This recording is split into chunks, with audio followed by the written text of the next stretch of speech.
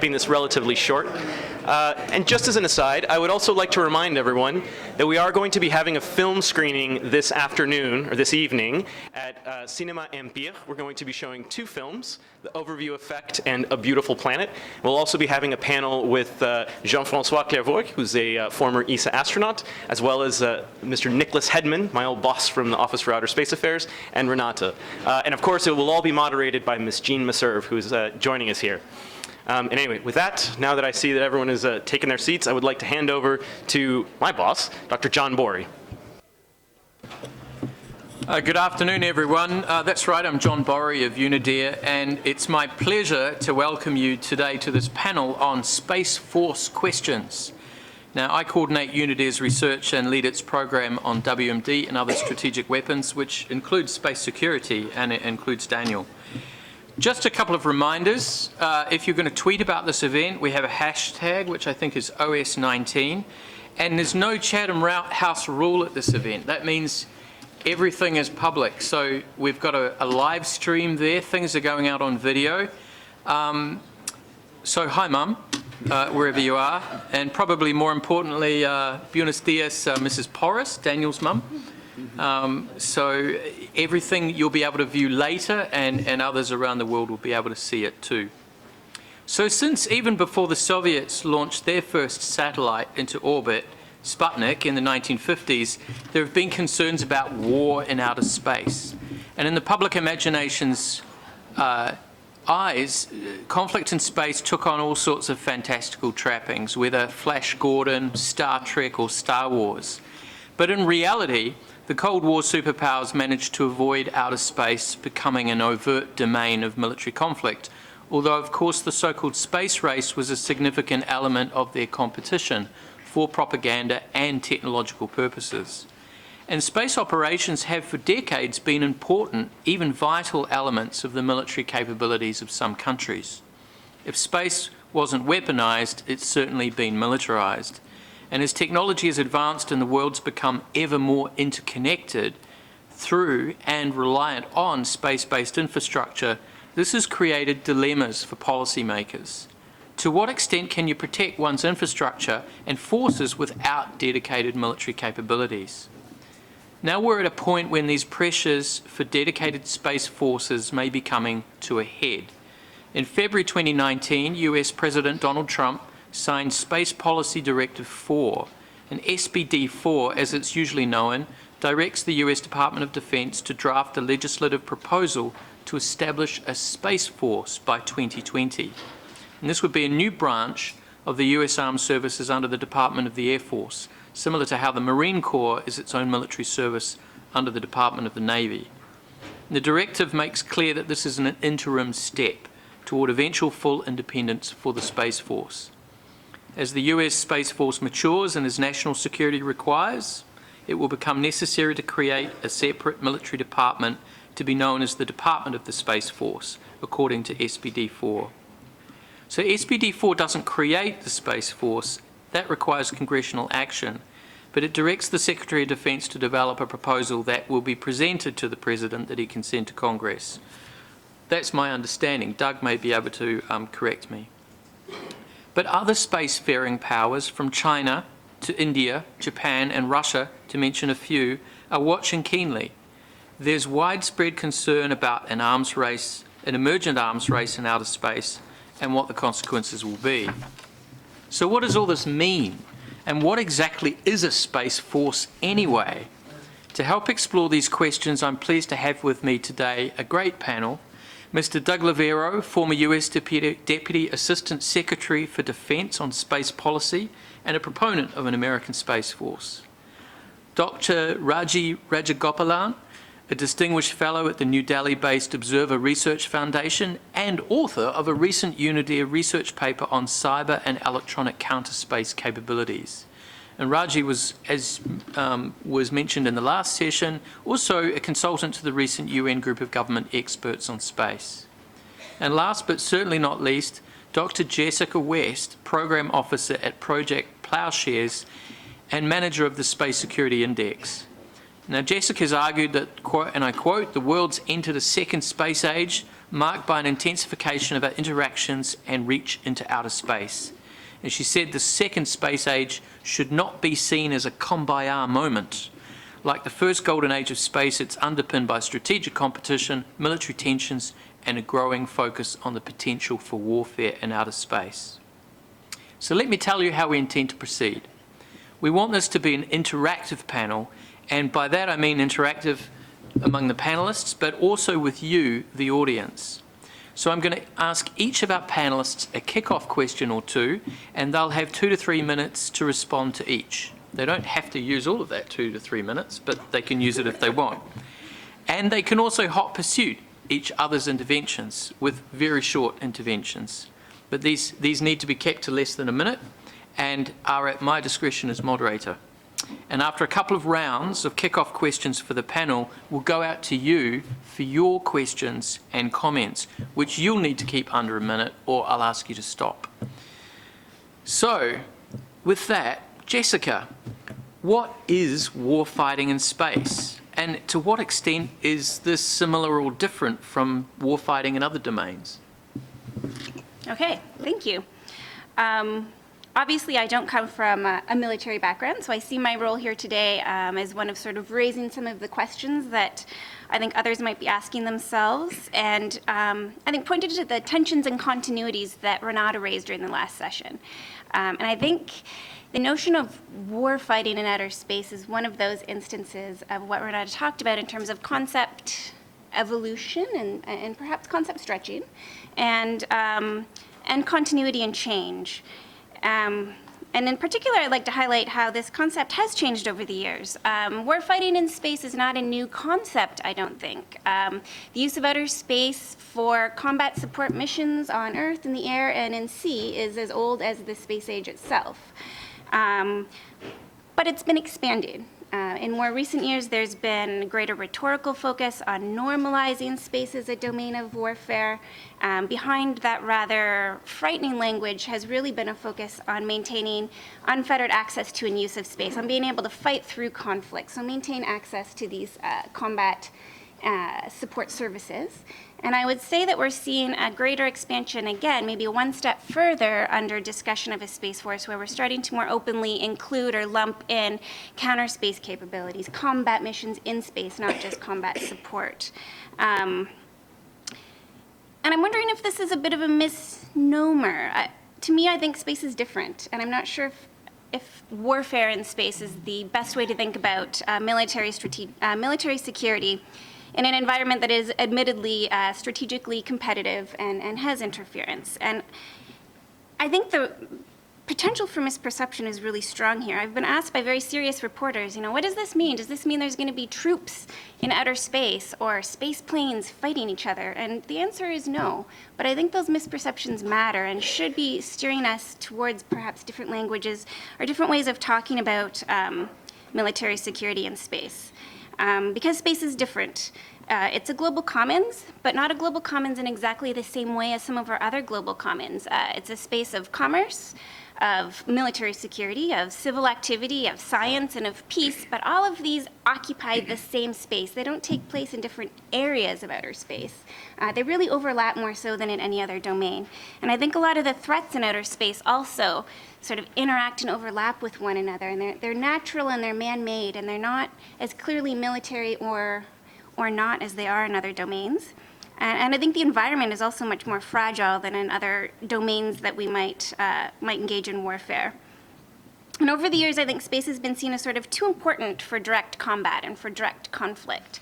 And I think that self-restraint is still in our interest today.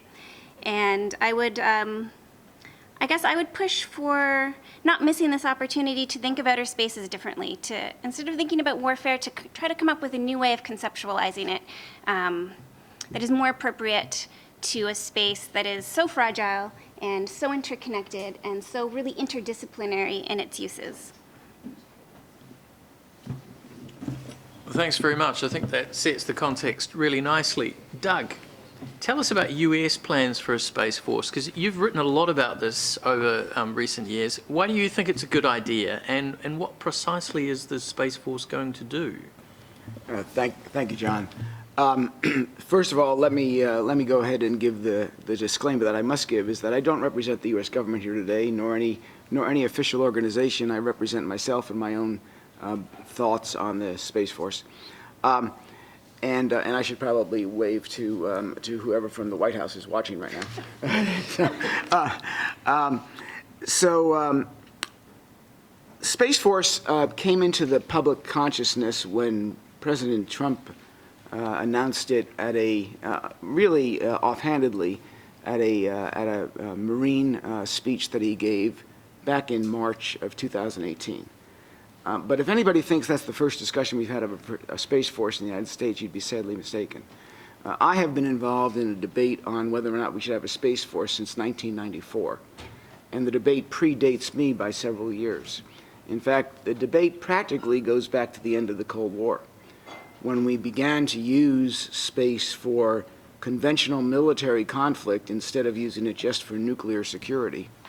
We began to discuss whether or not we needed to reorganize ourselves in such a way to recognize the importance of this new domain. And that's where the Space Force discussion stems from. And that question, do we need to reorganize ourselves to recognize the importance of this new domain, is the question that Space Force is trying to answer. Space Force seems to have been thrust into the press because of the threats that people believe they see in space today. And that's true. But that doesn't change the discussion topic. It only changed the urgency of the discussion. As I said, we've debated this since 1994. I personally debated this since 1994. We've had at least 4 congressional commissions who have looked at this since 1994. All of them came to the same conclusion, that in order for the U.S. to go ahead and maintain its national security and its predominance in space, that it's necessary for that national security. And predominance has a very different word than dominance, and so I will explain that in a second. That we really needed to reorganize the way we did space. Now, when you say reorganize, it doesn't necessarily mean a Space Force. It could have been an agency. It could have been a change in how we would put the teams of folks together within the Air Force. It could have been a change in how we managed it at the national level. It was a reorganization question that got us to the Space Force, and the Space Force seems to be, and in my opinion is, the best way to answer that question of how do we maintain U.S. predominance in space for U.S. purposes, not over the needs of any other spacefaring nation, but to meet our own needs. And let me stop there because I don't want to violate the 2 to 3 minute rule, and we'll talk more on this topic as we move along.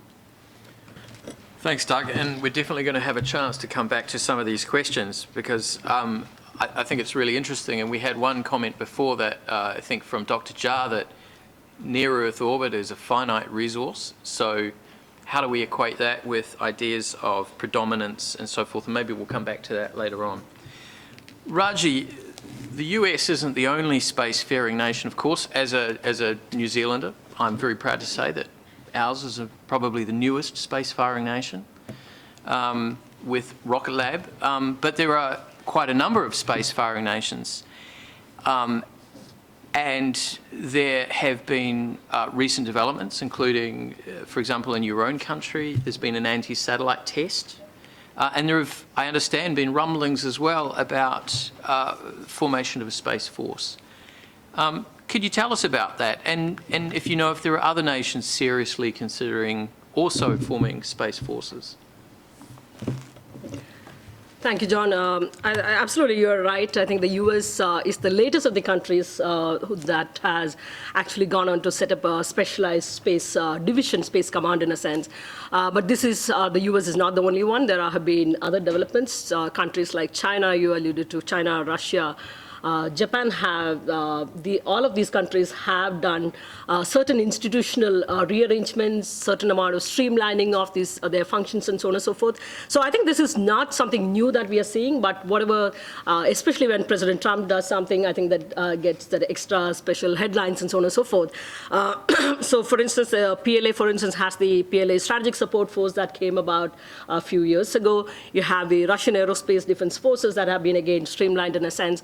The Japanese have gone on to set up some sort of a center that would actually look at how to effectively address counter-space threats, in particular the cyber and electromagnetic, electronic threats and so on and so forth to outer space. So this is not something new that's taking place, but this is also an indication, a reflection of the increasingly deteriorating space security environment that's kind of leading to. And also, I would add one more point. This is also a result of the great power politics. And I think that's something that we can't escape at this point of time, and that is going to continue having.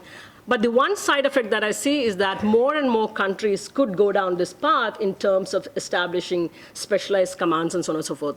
Talking about the Indian ASAT test, India did an ASAT test, but I think the demand for an aerospace command within India is more than 2 decades.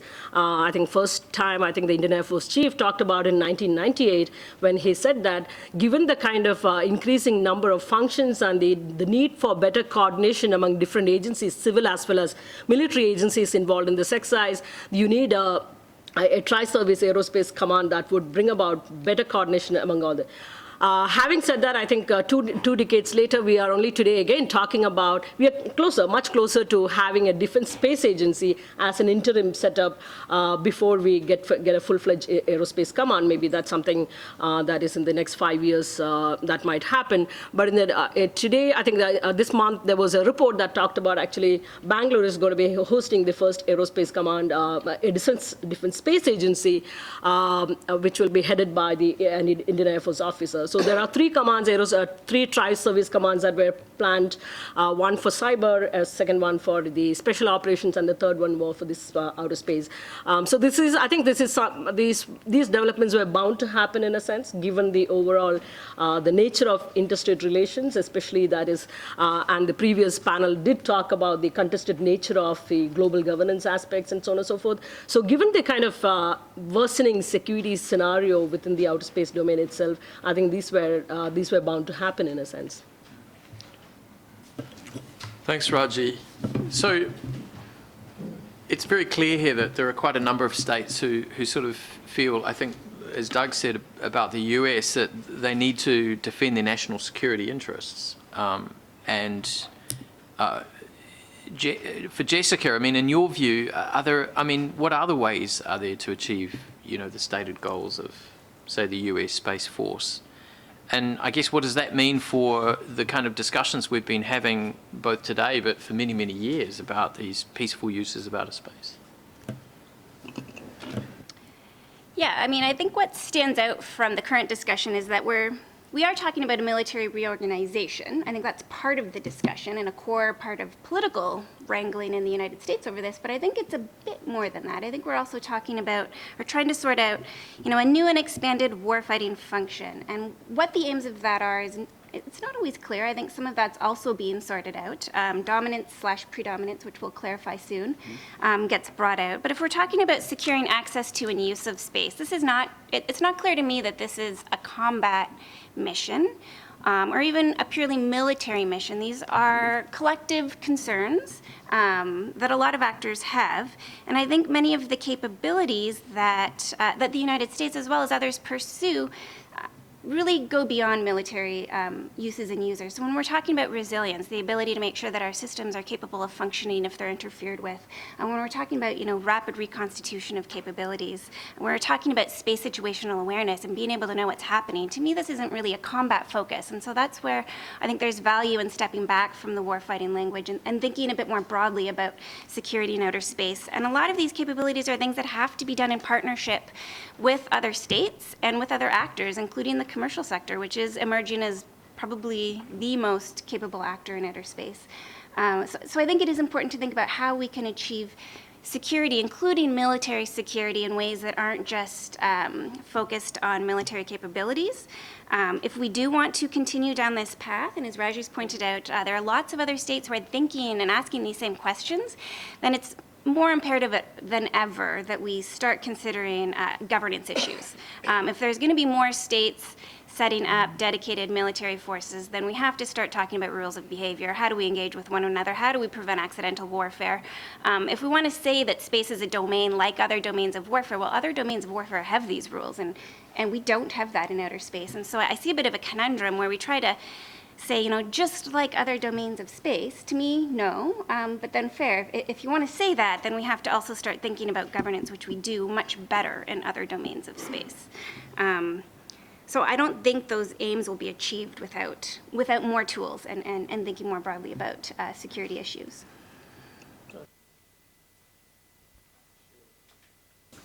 Yeah, I'd like to pick up on two things that Jessica said. She mentioned the term resilience and reconstitution.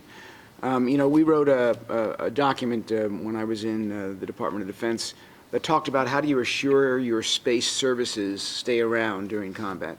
And we basically outlined three ways to do that. One is called resilience, which is to make those space capabilities more sustainable through a variety of methods that included things like proliferation and protection and other things. I won't go into that here. The second one is reconstitution, be able to go ahead and reconstitute those things. But the third one was defensive operations. And so in our lexicon of how do we go ahead and make sure that space services are there for our forces to use and our allies to use in times of war, we created a three-sided stool that included create resilience, allow for reconstitution, and allow for defensive operations. As soon as you start to talk about defensive operations, immediately that becomes the imposition of force, in this case to defend your own asset. But there's no reason why that should not be as valid a way as the other two ways of making sure you can maintain the military services that your forces depend upon, remembering that space forces in general reduce the loss of life on both sides of an equation, of both sides of the situation. The loss of non-involved, non-combatants on the side being that the force is being used against, and the loss of the combatants on the side that is fighting. So we have used space to go ahead and make war more precise with less collateral damage, and losing space makes that harder to happen. The second thing I wanted to comment on, Jessica, is I agree wholeheartedly. While this domain is not different in the sense that warfighting will move to this domain, what is different about this domain is that the rules that govern warfighting in space will be different than the rules that govern warfighting on land, sea, or air. And sometimes by refusing to go ahead and discuss the fact that warfighting will occur, we lose the opportunity to go ahead and discuss the rules that need to be in place. I'm a strong believer in a rule that says you should not allow the creation of large amounts of debris no matter what you do in space. There are many ways to go ahead and deny the use of space services to your adversary without creating a large amount of debris. That's a common sense rule that almost every nation of the world would agree with. And yet when we try to go ahead and discuss large concepts like the prevention of an arms race in outer space, we get lost in forgetting that there are some very clear rules that are in all of our interest to go ahead and discuss. Thank you. Thanks, guys. There's a lot to think about there, and I just want to push you on a couple of things. So one is, a couple of you have noted that there are no rules in space, and Doug, you've talked about the sort of that it would be good to have a norm about no debris creation. But I mean, what kind of other rules kind of would be needed? I mean, for instance, something that occurs to me is space is a really hostile environment. It's pretty hard for human beings to survive there, even in perfect conditions, right? So should we be treating automated space objects differently from those, for instance, that were crewed in terms of rules of war? Are there other dimensions of this? So I just want to throw that out to the panel in general to maybe come back on in the next couple of minutes. But Doug, I wanted to push you a bit on, you've mentioned this dominance is different from predominance. So can you unpack that a little bit for us? And in addition, could you briefly maybe give us a hypothetical scenario in which you would see a dedicated Space Force as necessary? I mean, what would it do that the US military as it's currently structured couldn't do? Sure. Let me, I don't know that there's an official definition of dominance versus predominance, but let me go ahead and put it in a very simple manner that we can all understand. Today, the U.S. is predominant in space. That's a simple fact. It's not braggadocio.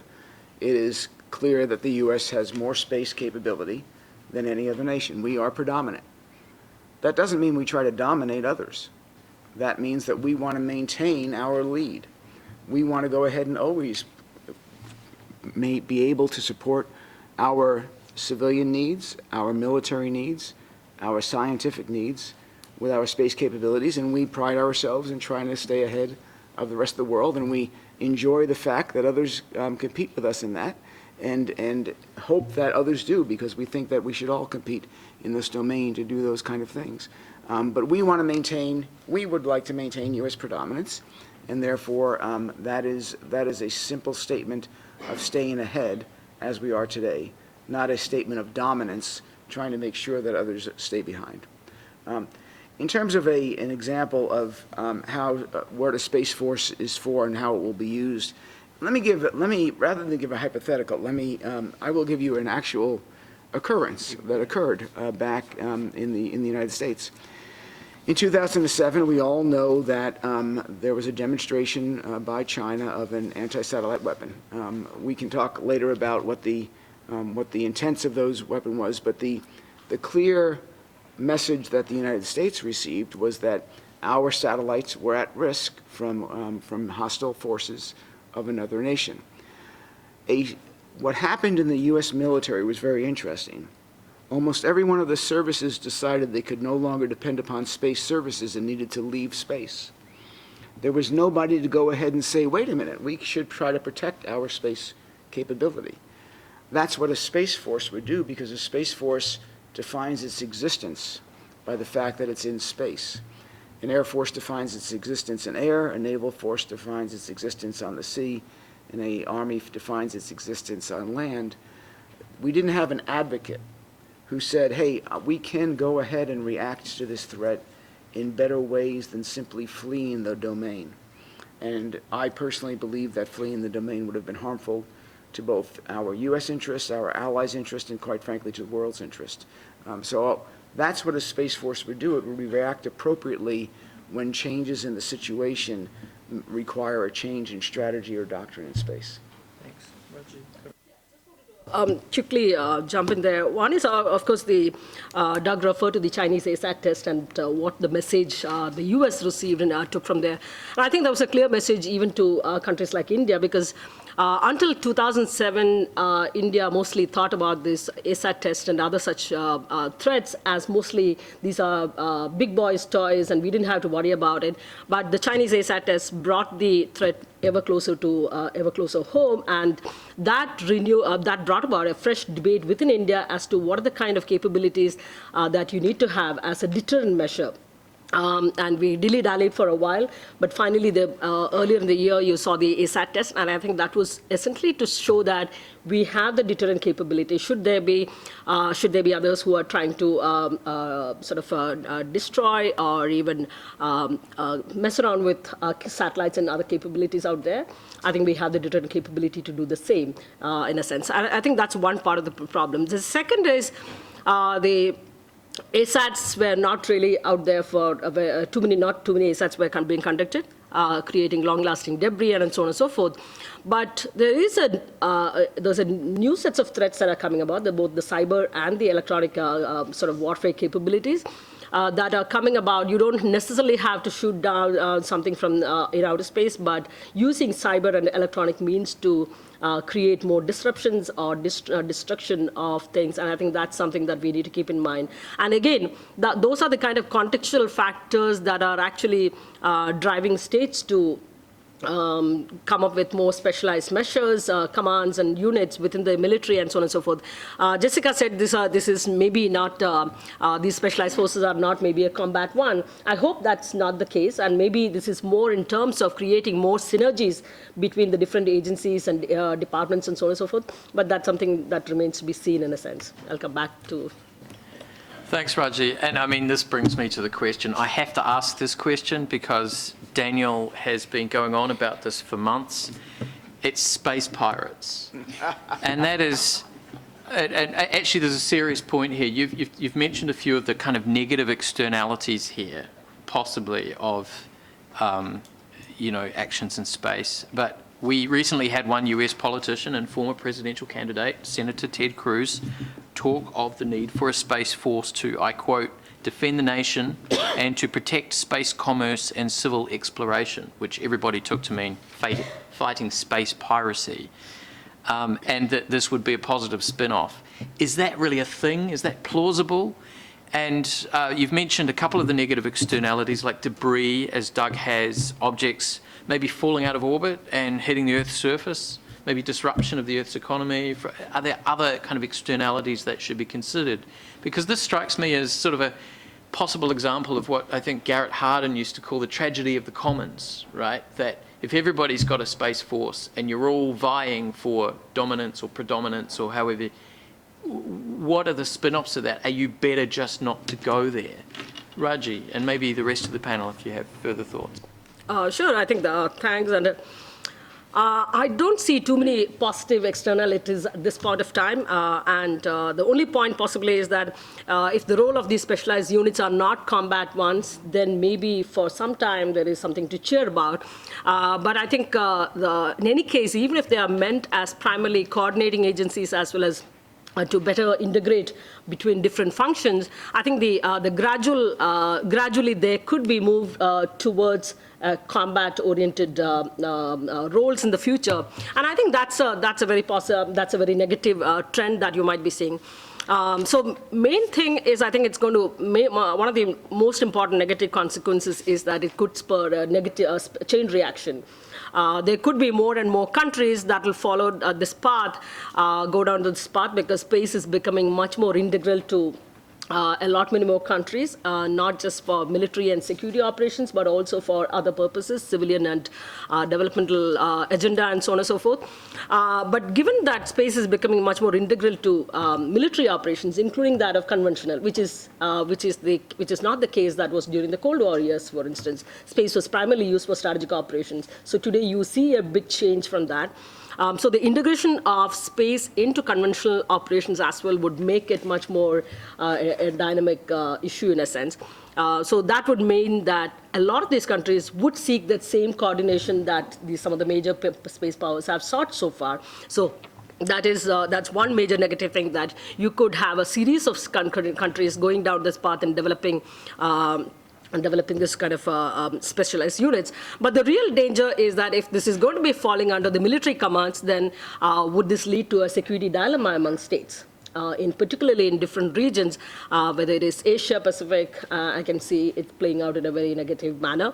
Middle East may be another region where this could kind of give rise to bigger tensions. So the demonstration effect of some of these powers doing developing these capabilities, the uncertainties as to why these states are doing what they're doing, and will force other countries to copy them and imitate them in some sense. So there could be, so even if no side wants to win this, go down this path, you could actually end up in a situation where there is going to be a budding arms race in a sense, something that we don't want to see, but the kind of steps that we are taking at this time would force us to go down that path. And I think that's a big negative reaction. The chain reaction and the follow-up on that is going to be far more negative than. So I don't see too many positives at this point of time, unfortunately, but that's where we are. Thanks, Raji. Now, we're getting close to the time where we're going to throw it out to questions and comments from you. Before we do, though, I'm going to ask the question first to Jessica, but I think it's actually a question for all of you. How is planning for Space Forces being perceived more broadly? Both by experts and the broader sort of set of nations, and by other kinds of actor. I mean, the private sector has been mentioned several times today. What's your take on that, Jessica? Sorry, you quoted me earlier in one of my other pieces, and I think in the same piece I refer to, the question of a space force as a canary in a very toxic space environment that's warning us about the challenges that are here in terms of military competition, a sense of vulnerability, increasing capabilities for counter space operations that we're just not dealing with very well. And that perception, I think, is shared by a lot of states. I think a lot of other countries are grappling with the challenge of how to protect and maintain access to their space capabilities. At the same time, I think there is a wariness and a reticence on the part of a lot of countries that are asking these questions to go so far as to talk about, warfighting missions in space, which include a combat mandate and also dominance. And I know you distinguish between predominance and dominance. That really gets lost in translation. And it's not said as predominance. It is said in policy as well as in public statements, dominance. And that, I don't think it's interpreted very well.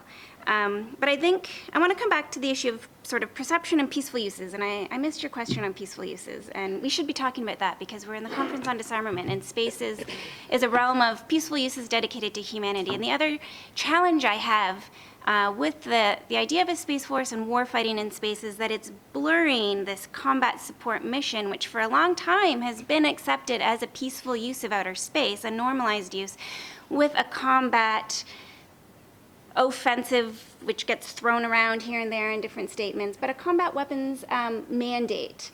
And I don't think that blurring is positive for space security because it muddies the waters on intent and perception. And if one military unit is responsible for both of these, it can be very difficult to interpret, what is going up in space, what is its purpose. And so I think creating, or at least maintaining, a really strong focus on what is a peaceful use of space, and then what are some of the activities that are being considered that might not fit here, and not muddying those waters any further is really important. And that's really a question of maintaining a clarity of intent and of perception, which I think is important.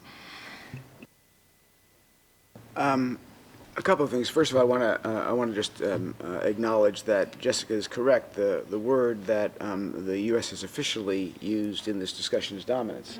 As I said, I'm not speaking for the U.S. government. I'm speaking for myself.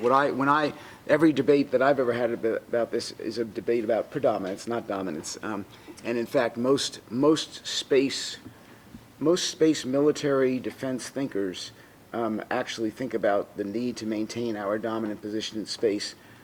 In the political sphere, that tends to be talked about as dominance, but I'll leave it at that. First of all, on space piracy, we have had space piracy. We've had people hijacking communication channels of satellites for their own nefarious purposes, and that is piracy in every sense of the word.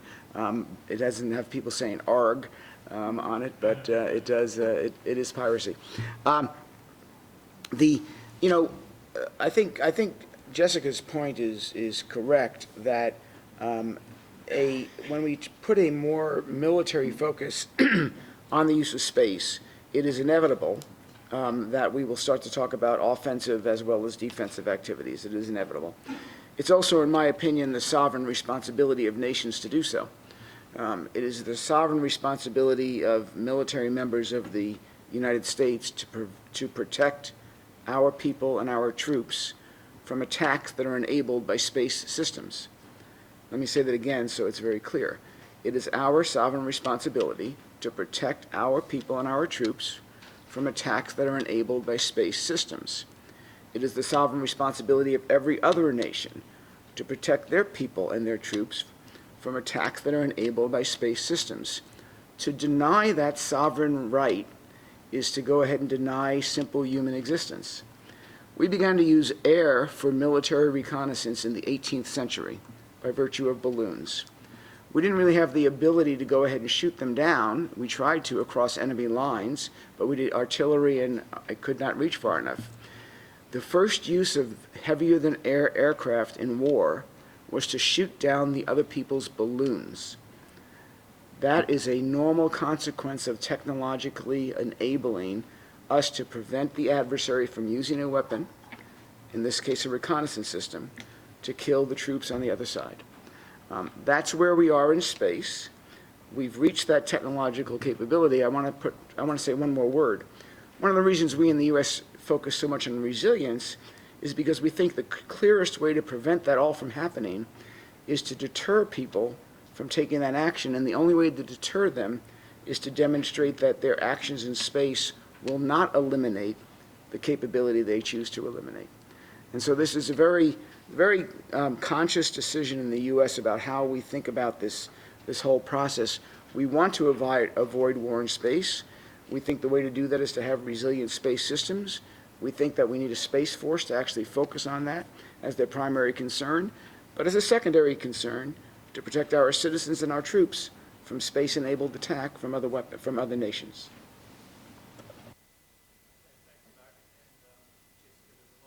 About there. I'm going to throw it open now. Now, we want you to keep your questions and comments short, which means under a minute, please, or I'll intervene and ask you to stop, which will be embarrassing for me because I don't like that kind of having to do that kind of thing. But please tell us who you are and your organisation or government before you start. I've decided that we will offer a prize. Now, because it's the UN, it's not a very good prize because we don't have a budget for these sorts of things.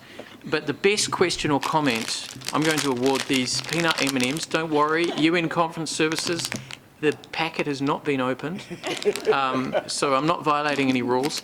And also, I've just thought of this, but there might be people out there watching us by video live stream and they might have questions. So if you have a question, tweet us at #OS19. My colleagues in the corner here will be following the tweet feed, Eric and Daniel, and they'll maybe, if they find a particularly good question or comment, they'll take the floor and tell us what it is. I'm afraid if you're at home, you won't get the prize, but if it's particularly good, maybe we'll eat the M&Ms in front of you. So I have, initially I have 3 people on the list. I have Dr. Jha, I have, I think, China, Victoria Sampson. We'll then go back to the panelists, and I also want them to consider the question I was asking about what kind of rules do you need if you're going to have space forces, you know, for, say, protecting civilians or superfluous and unnecessary suffering to combatants, astronauts, I suppose cosmonauts, taikonauts. So we'll go back to the panel after the 3 questions, and then we'll do another round. So, Dr. Jha, you're first. Thank you very much. Yes, so Mariba Jha, University of Texas at Austin. And one of the things that struck me as interesting, first and foremost, thanks for saying that the space piracy is real, because it is. But one of the things that struck me as interesting is the Space Force really trying to seek deterrence through resiliency. But one of the interesting things that Jessica brought up was this idea of governance, a governance framework in that domain. And so I guess my question to the panelists would be, to what extent does the US DoD or the Space Force contribute to a transparent space domain and helping develop those norms of behavior for governance, because it helps itself in the end?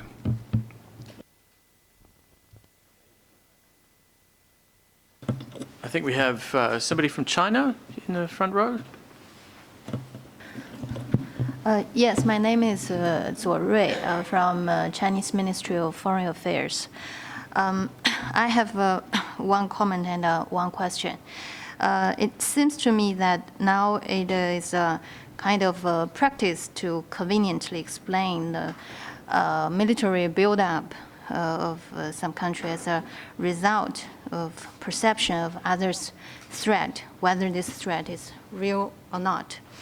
But what I would like to say is that if we really care about space security, maybe the good solution is to start the negotiation of a treaty which can both address the placement of weapons and the use of force against the space assets, whether this force is coming from space, land, or sea, or air. So this is the comment. And the question addressed to maybe all the panelists, or especially Mr. Lavrov. As I read from a recently published document by the Ministry of Defense, there's a sentence explaining the function of the Space Force, which, as I quote, if authorized by Congress, this sixth branch of armed forces dedicated to space will catalyze a fundamental transformation of our approach to space from a support function to a warfighting domain. So my question is that what does this transformation specifically mean on operational level? And what do you think is the impact of this transformation on space security? Thank you.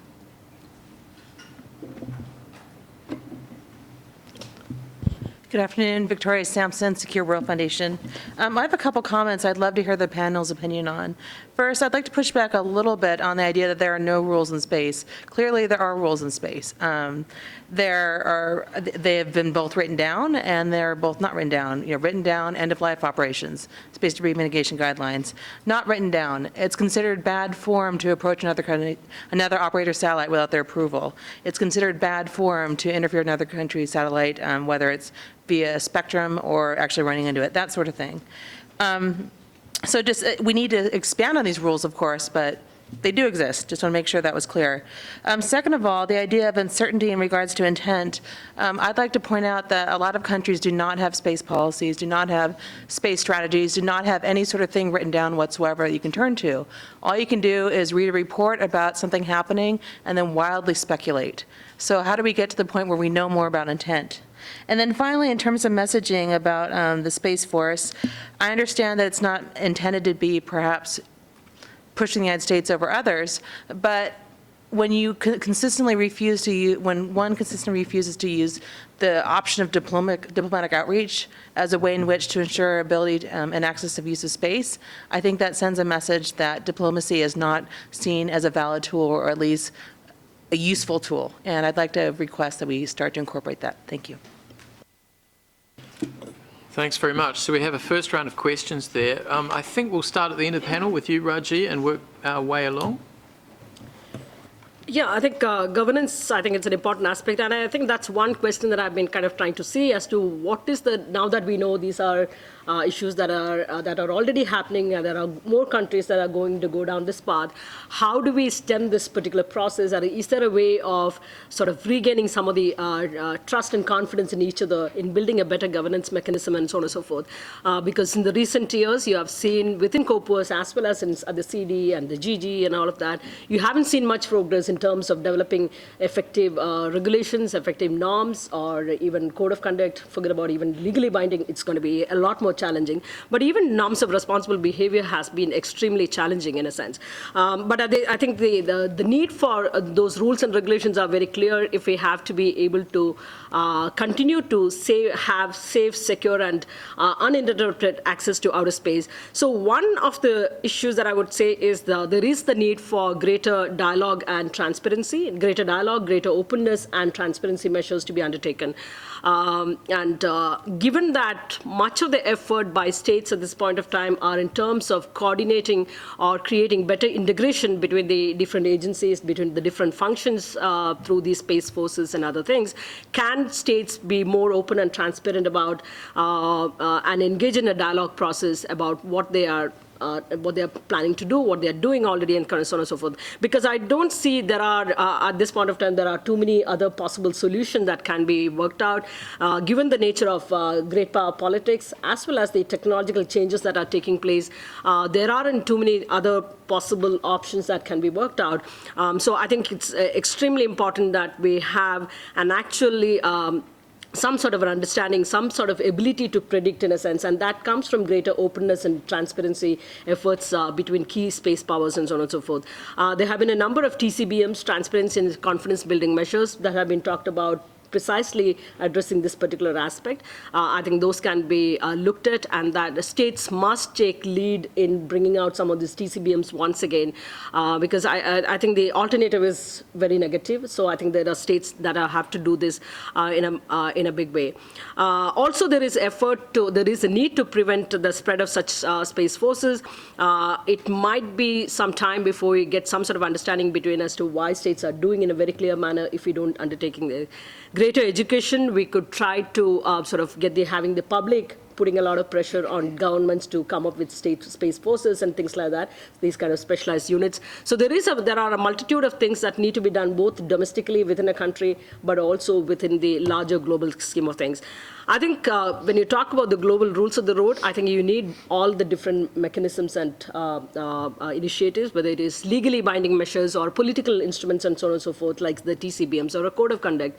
But given the sense of the nature of great power politics, and given that developing consensus among major powers has been a key problem impeding the process of developing an effective outer space regime, especially to address the newer kind of challenges that are coming about, you need to start with measures that would create better confidence, greater trust among states, and that may be in terms of going down the path of TCBMs, transparency and confidence building measures, that may get you to address some of the political issues that have come in the way of developing an effective rules of the road in a sense. Yeah, I think I'll stop here and let my panelists. Okay, Victoria, my apologies. I don't think I said there's no rules, but I don't mean to imply there are no rules. But certainly there are not enough rules, I think this room would agree, on outer space. And I can sort of see three different areas where we can make progress on this. First and foremost, we need to go back to the panel we had earlier and focus on rules that apply to everybody in space, because safety and sustainability and security are concerns of all actors, including commercial actors, civil actors. And when we have rules, especially rules of behavior, ways in which we expect others to conduct themselves in space, that really is a good way to differentiate peaceful from non-peaceful uses of space, particularly if we're going to start blurring some of these capabilities. So I think that's the most important place to start. If there are going to, if long-term we move down the path of sort of space forcey ideas or combat things, I guess what comes to mind are things that we have in place in other domains where you have modes of communication between militaries so that you can avoid an incident that might escalate into something that is completely unintentional. And I don't see that, and I don't work in the military, so maybe I'm not aware, but I don't see a lot of that happening in space. Ways of engaging one another that can prevent a crisis and de-escalate a potentially tense situation. I know that exists sort of on sea, and I know it exists on air, but long term, and I'm hoping we don't go there, but if we do, then long term that would have to be addressed. And the other thing is going to the representative from China. I think we do need to think about, restrictions on the use of force. We don't need to call it arms control. If that's out of mode, don't call it that. But what are the restrictions? What are the limitations? Where are the places we don't want to go so that we don't end up in a very, very bad place? So if there are certain assets that really have to be off limits, which we had during the Cold War, national technical means of verification, we need to go back to this conversation and have it and make sure that, we don't start engaging in behaviors that that take someone else by surprise, perhaps, and lead to really scary outcomes, the destruction of the space environment, the use of nuclear weapons. I mean, a lot of these issues are intertwined. Space is strategic, and it's critical for security. And so I think the opportunity to escalate into something that we don't want long-term is there. So going back to arms control, restrictions, I don't care what you call it, but certainly making sure that we agree on what the limitations are and should be. I want to try to be respectful to all the questioners, so I'll try to just answer in order. I want to go to John's question first about the rules for protection of non-combatants, or at least that's how I wrote the question down. It isn't exactly how it was phrased. And I want to generalize that just a little bit.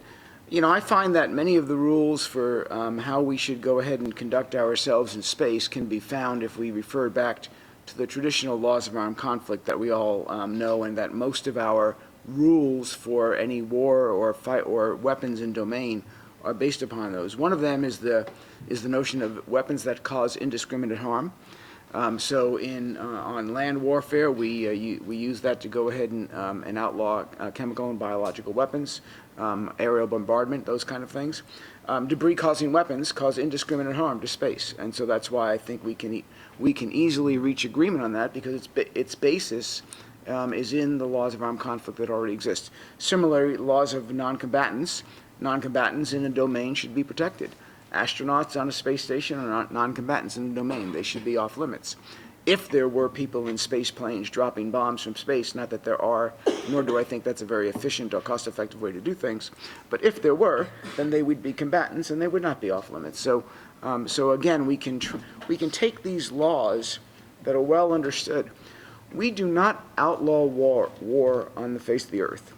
People refer to to nuclear disarmament treaties, saying that we should be able to translate nuclear disarmament to a decision to go ahead and prevent the placement of weapons in outer space. Those are two completely different things. Nuclear disarmament is the destruction of civilization. The placement of weapons in outer space is not. That's why you can't just translate that discussion to a space environment and hope to go ahead and get international consensus. But there are rules we can get international consensus on. Let me go to question number 2. What does Space Force contribute to transparency? Morbid, I love that question, because it's exactly the right question, and it also refers to a question that Victoria gave. Today in the U.S., we don't want to go ahead and negotiate anything because we don't know what our doctrine is for space combat, space war, space conflict, whatever you want to say. Lacking our doctrine, we don't know what rules we can agree to and what rules we can't agree to. So we agree to none, which I think is very harmful. I believe if we act, a Space Force, one of its first duties is going to be to create doctrine. And that doctrine will then allow us to shape rules that are in everybody's interest. Not just in the U.S.'s interest, in everybody's interest. We've done this in naval warfare, we've done this in air warfare, we've done this in land warfare. Each of those services have a history of doctrine, which we then use to create the basis for consensus about what kind of things we don't want to have happen in war. And I think that is a critical area for us to do. In terms of the question on a support function versus a warfighting domain, I think that's a great question, because we often hear that statement, but we don't know what it means. We actually knew space was a warfighting domain between 1960 and 1992. Every U.S. satellite was nuclear hardened because we knew the Soviet Union was intending to attack them with nuclear weapons. And so we hardened the satellite against that. We designed satellite constellations back between 1960 and 1992. We designed them specifically to be able to exist through nuclear war and still help us go ahead and retaliate. That was a foundational element of mutually assured destruction, which kept the peace for those times. Somehow, after 1992, we forgot that space systems could be threatened. We stopped designing them as if they were threatened. We stopped thinking about what would an adversary do to eliminate them. It became a support function, a pure, peaceful support function, as opposed to thinking about what harm could come to these systems that we would not want to see happen. And so moving it to a warfighting domain means to start to think about it as if there is a potential for attack, recognizing the capabilities that others have demonstrated, and plan your systems so they can operate even through that attack, which is what we call resilience. Finally, to Victoria's question, I think I've already answered part of it. You're right, rules exist, but not enough rules exist, as Jessica said. I would love to see a rule that talks about how close you can come to another satellite in space. But today, under the Outer Space Treaty, you can come within one atom of another satellite and still be legally, and still be on the legal side of that treaty. That, in my estimation, is a nonsensical interpretation of that treaty, and would indeed, in my estimation, would create harmful interference. Unfortunately, the way the Outer Space Treaty is written, it's only if it creates harmful interference on the case of the actor, not the person being acted upon, that it requires negotiation. So I think it would be good to go ahead and lay out no debris-causing weapons, what is a safe distance of approach, what kind of notifications you should have if you're going to go ahead and miss those safe distances, One of the things that was brought up earlier is that I think critically, and has nothing to do with warfighting, but is it how we're going to deal with the civilian uses of space that in and of themselves appropriate pieces of space. The question was asked earlier about civilian conflict in space. Right. When we put 12,000 satellites in space, it's going to appropriate a 10-kilometer shell in space. We better figure out how we're going to deal with that as nations, because we all are going to have to use that space. There you go. Thanks, Doug, and thanks to all the panel so far. I'm sort of really struck by this thing that you said, that there's a need for doctrine, because you've already kind of, you're creating the organizational structure and the capabilities before the doctrine. So you're creating something before you know how to use it, which is, I guess, something fairly common historically, but it's not always worked out very well. And I'm also struck by, there have been a number of comments made about connections to, in references to nuclear deterrence, nuclear command and control. And it seems to me that one of the issues here is the potential for entanglement. I mean, so maybe the panel have something to say about that in the next round of comments. Now, we're at 5:25. We're going to end at 5:45, and we need to give Daniel a couple of moments to show a very, very short video clip from an astronaut and to make some announcements. I'm going to take one more round of questions. I see Paul Meyer. I see Mariba, you have another question. I see Andre Dupois, so it's got to be quick, okay? And then I'm going to ask my comms people, no tweets, nobody out there is asking questions. Is anybody watching out there? There's one question. So there's one question. So we'll go to that question fourthly, and then we'll go back to the panel, and then they'll kind of have their final kind of remarks as well. So, Paul, keep it short. Yes, Paul Meyer, the Simons Foundation. We've always noticed that it's much harder to measure intent than capabilities, and therefore I think one of the few areas to do that is policy pronouncements. And language really does matter. When you have a policy pronouncement that suggests that American dominance in space is the goal, that worries people. Similarly, the common sense reaction to hearing that space is being described as a warfighting domain is that there's an intent to conduct a war in that domain. So I think we have to be sensitive to that. And also, as we know, that it's not like a tabula rasa out there. We do have the Outer Space Treaty that identifies for peaceful purposes, that has promotes international cooperation, that has to avoidance of harmful interference, and ITU agreements have a similar.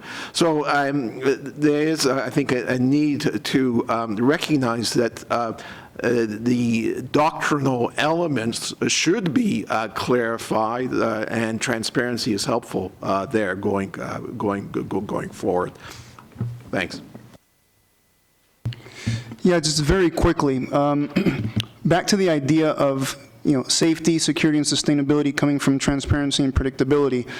Right now, if we took the LTS guidelines and every country made that space law, would we have a problem? And the answer is yes. Why? Because we still can't predict. The thing is, cultural competency is still absent from this discussion. The thing is, when Doug talks about doctrine, he's talking about something that would allow somebody to interpret the way we would apply that specific law or policy. That needs to happen. I have to tell you, I have no idea what Sharia interpretation is of the LTS guidelines. I have no idea if Israelis maneuver their satellites on Shabbat and do operations. What I'm saying is that there's a whole complexity of humanity that is absent from this discussion that needs to be brought in, because at the end of the day, we need to be able to predict what other people are going to do.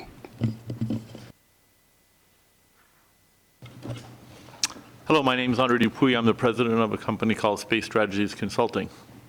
A very quick comment and then a very quick question. Language is important, and Doug made the point between dominance and predominance. I was at the National Space Symposium a couple of weeks ago, and there was a booth from Space and Missile Command, and the tag on it was, always the predator, never the prey. It sends the wrong message. That's my comment.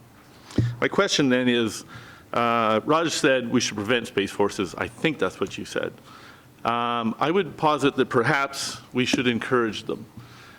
In the context that when air forces, armies, or navies have to face each other on the battlefield, they have protocols that they put in place, which are outside of either diplomatic or treaties. And so ways to control escalation or to understand what's going on. So perhaps the answer is the other way around.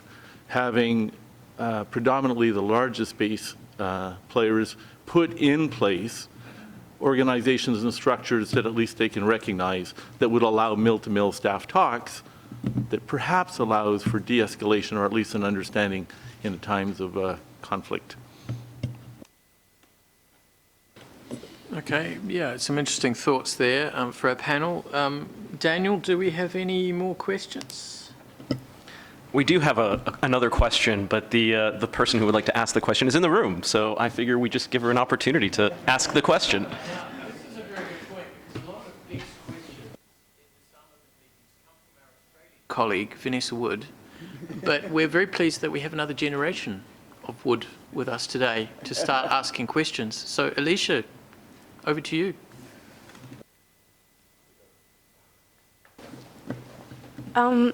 I just wanted to know what kind of space force would it be? Like, would it be drones, or would you send soldiers up in spaceships? And also, like, what's the opportunity cost of sending a space force up there? Like, couldn't that money, like, it'll cost a lot of money to send, like, a space force up into space. Like, couldn't that money be spent elsewhere, like Earth? Thank you.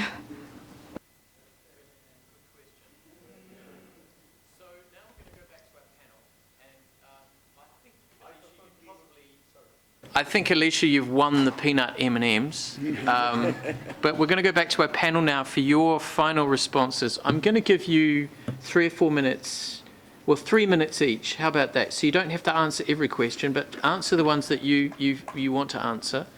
And then I think we'll wrap up and hand over to our MC, Daniel Porras, for a 3-minute video from Frank White, the author of The Overview Effect. And wasn't he an astronaut?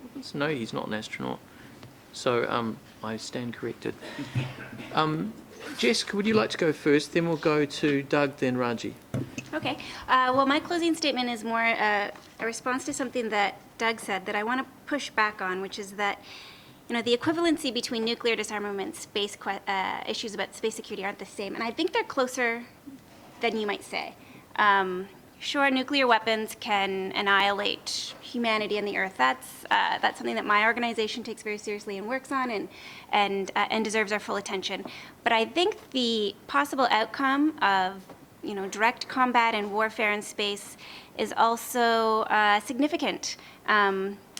In some regards, we might be talking about, you know, decapacitating one satellite system, and yet if things get out of control, we can be talking about ruining the entire space environment. And I think that potential is real, and it shouldn't be ignored. And that would be a loss not for any one military, but for all of humanity. And the services that are up there are more than just military. I think outer space is critical for pretty much every element of global security. We rely on it for military security, obviously.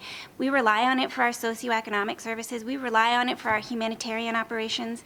If you try to think about a day without space, it's not a good day, let alone many days without space. And so I do think that we need to take that seriously, and I do think that does open up some parallels to consider arms control measures as we do with nuclear. And the risk of nuclear entanglement is there. These are both strategic areas of operations. You know, command and control systems with our nuclear systems are based in space. And so I'm going to push back a little bit and just remind everybody that the stakes are fairly high. And that's why we want to focus on the secure, sustainable, and safe access and use of space for everybody. And I'll leave with that. I'll quickly respond to Jessica because I agree with exactly what she said. What I meant to say is that this is not a disarmament discussion. This is what kind of space conflict will we have, as opposed to will we have no conflict in space. So I just want, because that's a very different thing. I want to answer the last question that we had. You should, the day after the Space Force is created, you should see no difference in what we're doing, what the United States is doing in space today versus what it did the day before it was created. and you would probably not see any difference in the next decade or even two. We're not going to send people to space to go ahead and carry out space combat.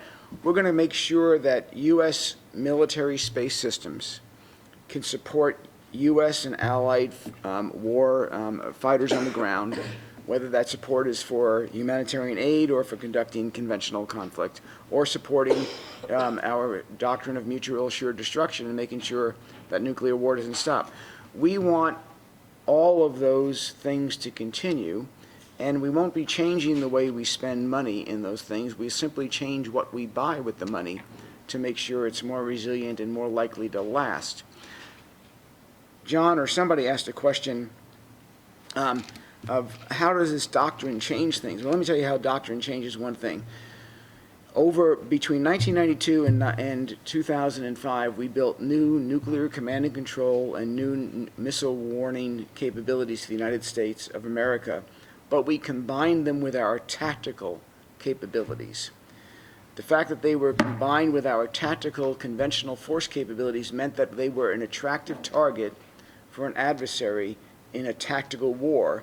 So they would attack those single satellites, and in the act of trying to eliminate their tactical advantage, they would have gone ahead and tripped a nuclear wire. One of our doctrinal changes is do not intermingle nuclear space capabilities and conventional space capabilities. That was an argument we had for almost 3 years while I was in the Pentagon, and we finally won that argument on the right side of it, which is to separate them so that we don't risk nuclear war unintentionally. We forgot that when we forgot that that space was a warfighting domain. We forgot that back then, and we are now reminded of it again. There you go.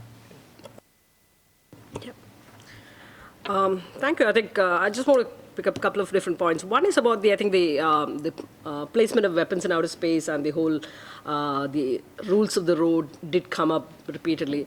And I think that there are going to be serious problems. One, we are not clear about how do you define, say, space weapon. And I think anything that goes up in space can be used for very nefarious purposes. So in a sense, you don't have a sense of clear understanding of what that we are talking about. So that's number one. Second, arms race and such kind of issues are going to be a future issue, but then that's something that we should work to prevent and so on and so forth. I agree with that noble idea, but at the same time, you already have a much bigger problem of space debris, for instance. Space debris, a few years ago, Daniel and I brought out an edited volume, and the Ecuadorian Space Agency official wrote a chapter. His chapter title was, "It Happened to Us." They lost their one and only satellite because it came and hit a debris. So space debris is already a much bigger problem. We need to do something about it. So when we talk about global rules of the road, I think we also need to take into account some of the bigger challenges that are already on us today. And so that is one. Second, I think there has been a lot of talk about how there is outer space treaty out there. It's not that we don't have any rules at all, but at the same time, we need newer mechanisms, newer initiatives to tackle some of the newer set of challenges that are coming about. And I think in that regard, I would argue that we also need to educate our political leadership in terms of what is that we are trying to do, what is the vision for space. They should have a bigger idea of. I think if I were to talk about India, for instance, the political leadership should have a vision document that says that this is where India needs to be by 2050. And if that is the case, these are the various things that I need to do within the space domain, and not leave it to the technical and scientific leadership alone to do these things, or the military leadership. The political leadership should set the tone. But that also would mean that you need to educate them. I remember an anecdote one of the American US colleagues had said a few years ago in one of the conferences. She was talking about as to how one of the members of the scientific community went to the political leadership to talk about, oh, sir, we need some more space weather satellites. And he says, no, I have a space channel on my television, so why do we need a space satellite, so weather satellite? So that's the kind of understanding. So I think we need to clearly sort of educate the leadership of the kind of priorities, the kind of space environment that we need to have in place, and what are those, if that is the case, what are those kind of restrictive measures, mechanisms mechanisms that we need to have in place, or the limitation, like Jessica talked about, that we need to bring about. So I think those things are completely missing in a sense. The political leadership is not very clued in, but I think the transparency and dialogue are the ways to go about when we, yeah, Andre, okay, you talked about Space Force not being a bad thing. I think there are some positives in a sense. It can bring about better allocation of resources, better funding, greater coordination between different agencies. But I'm not entirely certain that proliferation of space forces is a good thing, because it could give way to more insecurities at multiple levels, at the regional levels in several different regions. I can see how that might play out. And also at the global level, the competition and the kind of wariness among the major powers could deepen further, and I'm not too sure that itself is a very positive thing. But otherwise, at a domestic level, when you look at it, it can bring about greater funding and greater priorities, setting out the clearer priorities and kind of thing through through special forces, special units for space, and so on and so forth. So I think there are, yeah, some positives, but I think I see a lot more negatives at this point of time for a space force kind of thing. Thank you. Well, thank you very much. I would just simply add to that very good question from you, Andre. I'm very interested in nuclear risk reduction. That's something that I spent a lot of time thinking about. And despite having very specific military structures, not all of the nuclear armed states have good crisis communication systems in place. So it's not a given that you create an organizational structure or capability that's going to result in good crisis communication and knowing who to pick up the phone and talk to. So that doesn't mean it's not impossible, but I think it's they're slightly different things. And I think your question underlines a lot of questions in broader terms here about how do we avoid these tragedy of the commons situations that would be created not just by the creation of one government creating a space force for the kinds of things we've been talking about, but what happens when lots of governments feel they need to do it. And it often strikes me that when we're talking about predominance, it's a bit like the Royal Navy in Britain in the 19th century, or this notion of Pax Americana. It's a notion that, it's a rules-based order, but at the end of the day, somebody undergirds that with some muscle and some iron. And is that the world we're going to be living in this century, where there will be, it really will be a more multipolar world? So how do we create the structures that we need to avoid conflict where possible, and to avoid these tragedy of the commons situations? So I think that's something to think about for tomorrow. But I want to thank our panel. Have you found this interesting? I found this really interesting. The good news is, there's three bits of good news. One, our day is almost over here. The second bit of good news is we have a fantastic movie or two tonight, which Daniel's about to tell us about. And the third thing is we continue tomorrow here in this very room. And I can guarantee we've got a lot of really interesting stuff going on. So I hope that you'll come back. So with that, I'm going to end the session. I think we should give our panel a round of applause.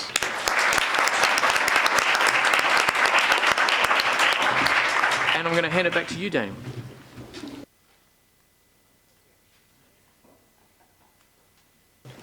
Don't run away. We have a very, very short film. Thank you, everyone. So I think we've already spent a fair amount of our day today talking about competition in space, the possibility for conflict, and really what I think are some very difficult issues for us to talk about and still remain friends. So one of the things that we would like to, that we're going to do this year is that we're going to do a film screening tonight, two films. One is called The Overview Effect, and the second is called A Beautiful Planet. And the first film, The Overview Effect, is based on a book that was written by a gentleman named Frank White. And this focuses on the psychological impact that occurs to astronauts, cosmonauts, and taikonauts when they go into outer space and see the Earth for the first time. We think this is a really interesting concept because it goes towards the heart of, how are we all in this together? And it really explores some of these issues that we're talking about, but from a much broader perspective. So that's going to take place tonight at Cinema Empire in Carouge. I think we've sent out directions to everyone, but if anyone has any questions, please talk to me afterwards. Be delighted to show you. It's free. There will be more stickers. And I think it'll be a very interesting conversation with some folks that spend a lot of time thinking about outer space and how we can work with outer space. And as I said, it'll be moderated by Ms. Jean Messerve, who's over there in the corner. And it will also feature one of my old mentors, Mr. Nicholas Hedman over here from the Office for Outer Space Affairs. So with that, I would like to leave you with the inspirational words of Mr. Frank White. Hello, everyone. Thank you for inviting me to join you virtually to talk a little bit about the overview effect and its importance to the future of humanity. You know, it seems like a long time ago now, April 12, 1961, when Yuri Gagarin was the first person to experience the overview effect after he was rocketed into orbit by the Soviet Union's space program. Since that time, more than 500 people from many different countries have followed Gagarin and have had that same experience. As they came back, they've explained it to us differently because they are different people from different nations, but there are some common themes that we should listen to. And one of them is really simple, and that is this: we are all in this together. We have many differences here on the surface of our planet, but the astronauts see it from a distance in a context of unity. They see the Earth as a unified whole, as a planet that needs unified approaches to the many problems that we face. Another theme is the desperate need for international collaboration. The astronauts do not see borders and boundaries from a distance. Now, we know they're here, we know they're in our minds, and they're important to us, but we can transcend them to work together for the common good. Another theme that emerges is the need for sustainability.